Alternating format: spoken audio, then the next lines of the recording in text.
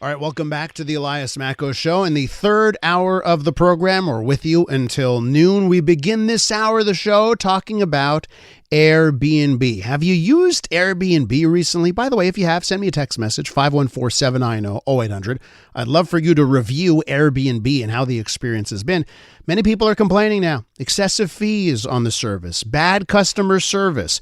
Perhaps these are things that the Airbnb platform, and specifically the hosts on the Airbnb platform, are doing to ruin Airbnb, at least according to some experts, as more and more travelers are seemingly abandoning Airbnb. Some are even returning to hotels instead of using Airbnb. Let's find out a little bit more. Jessica Dante joins us on the show, a travel expert, founder of Love and London. Oh, I love that. Jessica, welcome to the program.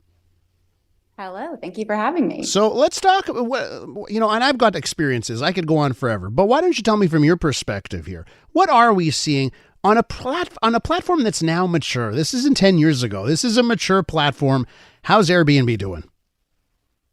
So I think from a consumer perspective, people are just getting a little bit fed up with how, I guess, commercialized it is. It used to be a platform where you could connect with other people who also love to travel, and they were either going to be in the flat that you were staying in or the house that you were staying in, and you get to know them, or they were just leaving for a few days, making a little extra income, and they were really there to make you have a nice experience in their place. But nowadays, a lot of properties are just run by companies that see guests as a number and as a way to make some profit. So I think it's really lost its charm, and I think consumers are really feeling it. So that point definitely taken. Is now you may see on the host profile, maybe they'll show you a picture and it looks, oh, look at that average person, right? And then I've been to the places where I thought I was renting from an average person. And then when I get there, I realize, oh, this is a big corporation that has now swallowed this stuff up. So, Jessica, what does that lead to? When you remove, everyday people from hosting on Airbnb and you replace it with a corporation, what ends up happening?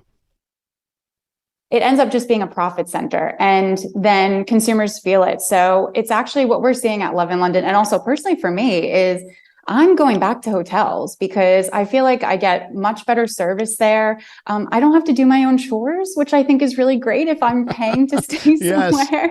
I don't particularly want to take my own rubbish out, if I'm honest. So, so basically what we're seeing in the industry is consumers are going back to hotels, which actually can be quite cost comparable now these days too. It used to be that Airbnb could be a really good cost saving, and it's not so much anymore in a lot of cities. Well, I completely echo that. I went to London last year, weekend, right? I would be in London Friday, Saturday, Sunday. And, I still have that reflex. Oh, let me go look at Airbnb. I'd love to stay where the locals live, right?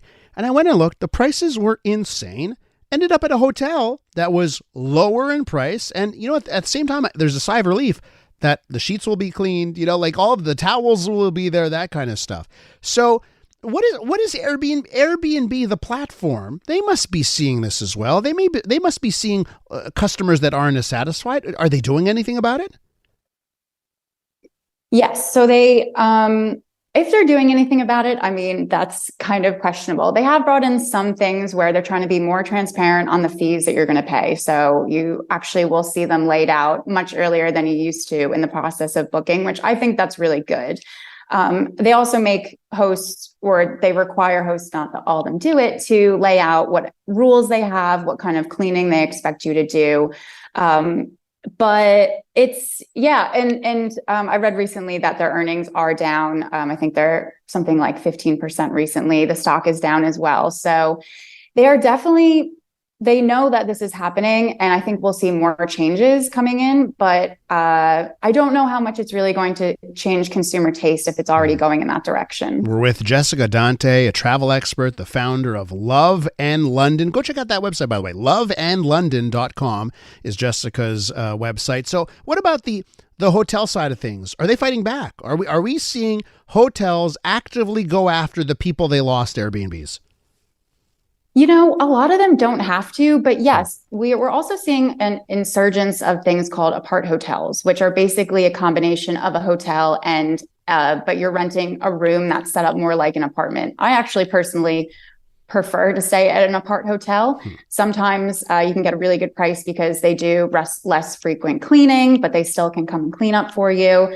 And then there's also other ones that are a bit more luxurious. They'll clean up after you. You'll have a little kitchenette. So if you do want to cook for yourself, you can. You have some extra space, a little lounge area. And I think that's a really good in between. And we're seeing a lot of those pop up around the world now. Would Sonder be an example of that, the apart hotel? Because I stayed at a Sonder again last year in Miami, and it was like midway. It was like halfway between hotel and Airbnb. Yep, exactly. That's one of the many brands that we're seeing now. I really like Sonder, actually. Okay, so where do we go from here? What do you think? How do you think Airbnb should handle this? Is the host situation even fixable? Because if it's all corporations, good luck with that. But where do you think Airbnb needs to go from here to regain some of that magic, the reason why it became popular? That's a really good question. I think it would be really nice if there could be some crackdowns on these, big property companies that are coming in and not only buying up all the property, which that's a whole nother downside to this whole Airbnb thing, is how it's affecting the housing market around the world.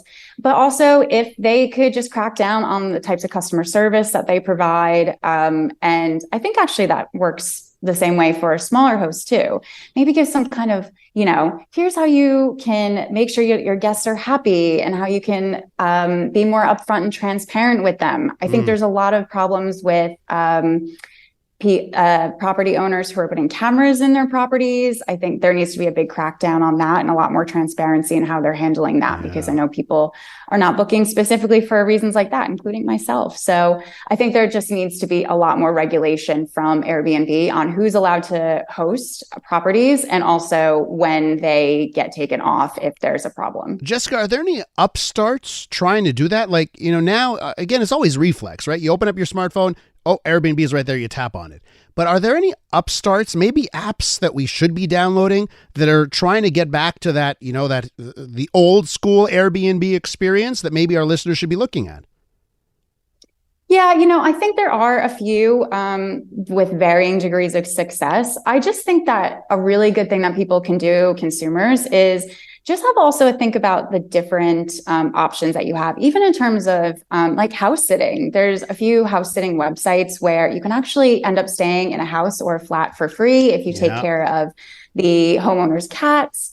I think a lot of people forget that that's such a good option. You can get these in cities like London, where housing is going to be really expensive. There's also websites that do things like house swap. So you can swap your home with somebody in a city that you want to go to. That's really popular.